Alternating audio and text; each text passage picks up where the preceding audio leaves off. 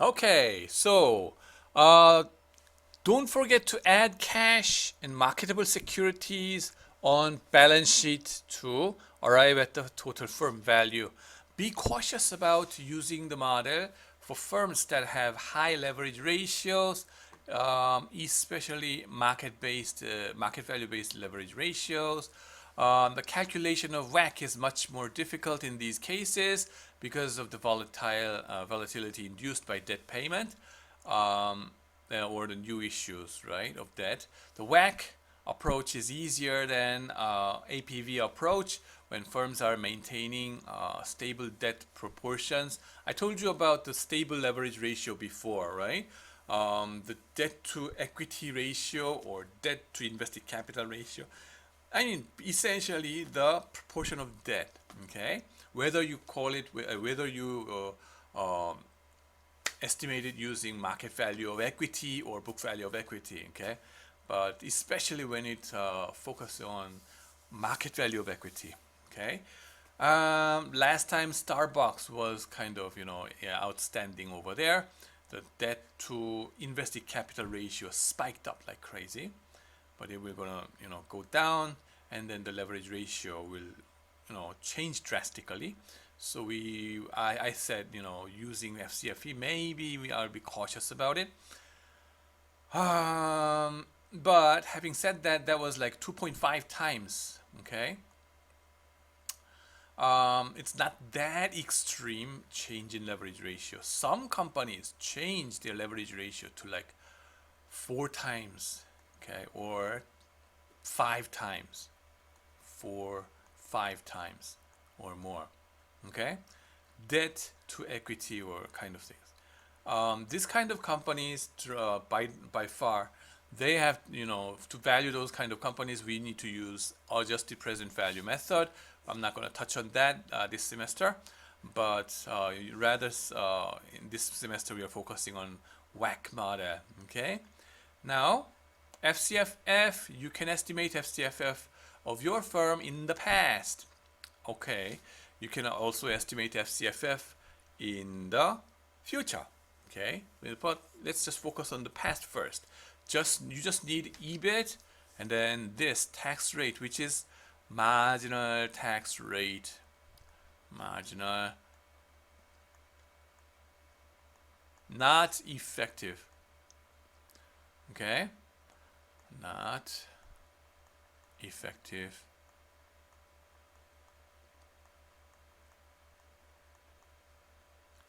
Not an effective tax rate, but marginal tax rate.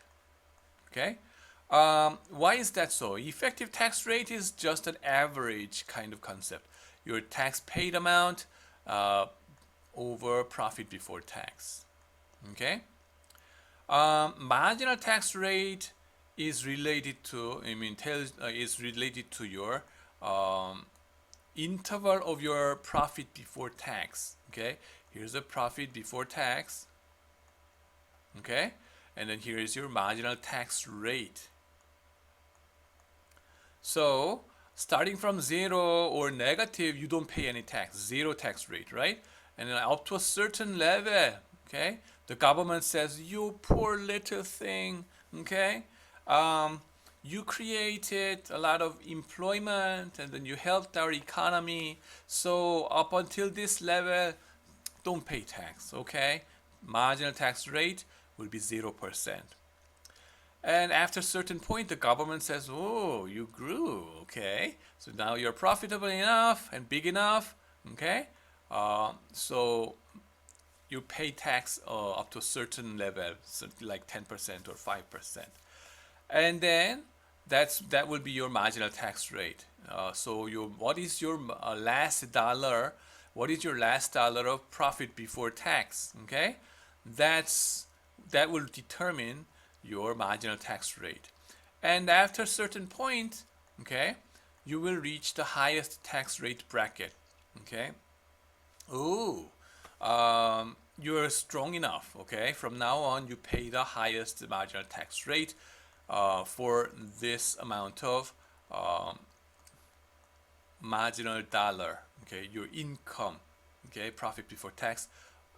In this interval, you have to pay the highest tax rate amount, okay? And then your income up to this level will apply the lower marginal tax than the until this bracket, and this bracket you don't pay any tax. So this is the concept of marginal tax rate, and the concept is we are focused on marginal tax rate over here, okay? Marginal tax rate either over here or over there, depending on the company's situation. Why not average tax rate? Average tax rate would be like what?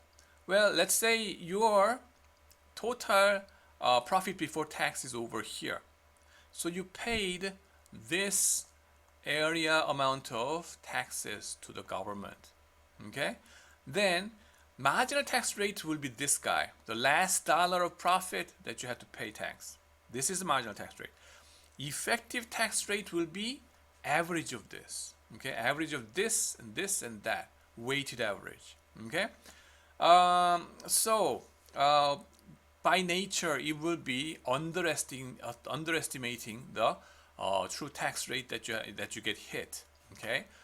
More importantly, we are focused on this marginal tax rate because our investment decision, okay, our investment decision using this valuation happens at the margin. At the margin, what do you mean? At the last dollar of profit, we are considering whether to go ahead and take the investment or not, okay? So that's why we are focused on marginal tax rate, right? Not the effective tax rate, okay? I'm going to ask you this question in your final exam, okay? So wait for that.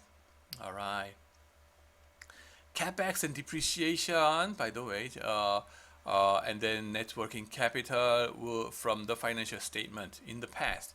So once you have this information, you can compute and estimate the free cash flow to firm, okay? Now, okay, here is Hynix 2016, right? Our semiconductor company in Korea. EBIT 3.3 trillion Korean won. Okay, let me write it down over here. Let me write it down.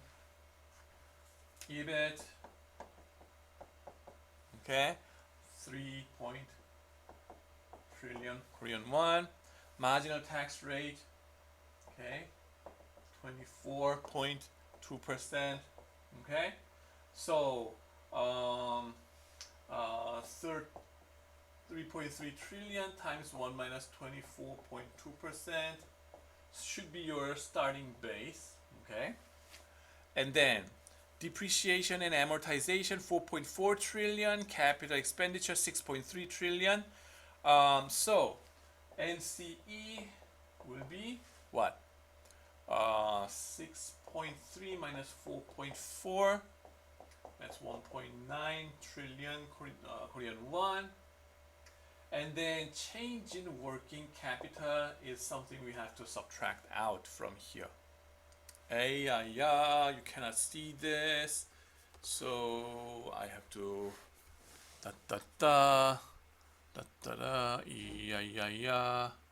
yes, like that. So this, okay, for this purpose, working capital, we have to compute all of those, right? So working capital in 2016 and 15, let's compute those things, right? So by the way, I am recording this in my, what is that? 연구실, or in my lab, okay?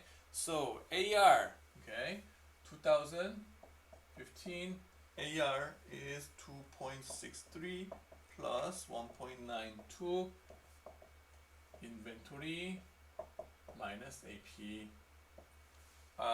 That's 0.79. Should be like what? Over here, 5, and then 5, 4 minus 0.79, 79 should be what? 6, 4, 7, 3.76, right? Trillion Korean won 2016, that's what? 3.25 plus 2.03 minus 0.7 should be what? 5.28 minus 0.7 should be 854.58, right? Now, what's the change? 4.58, 3.76 should be 2, 8, and 0.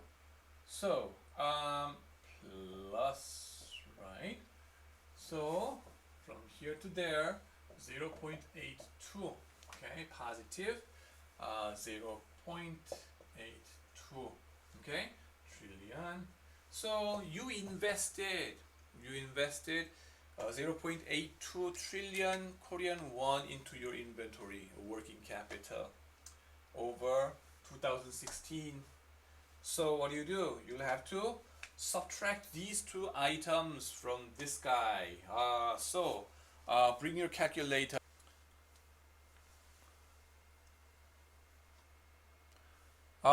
So if you do the math, right, you will realize that the free cash flow to firm for Hynix in 2016 must be minus 0.219 trillion Korean won. Okay, 2천억 won kind of minus free cash flow, okay, in 2016, right? While what does minus free cash flow imply? Okay, well, you would have to either borrow more debt from the debt holders or the bankers, or you would have to issue equity from the stockholders, right, in the stock market, okay, to finance your business going into the future, right? So that's that. Check your numbers, please, right, over there. Now, let's see, 2016, if you look at, excuse me, I burping too much, which is bothering, I guess. My daughters hate me because I'm burping too much. I'm sorry. I try not to.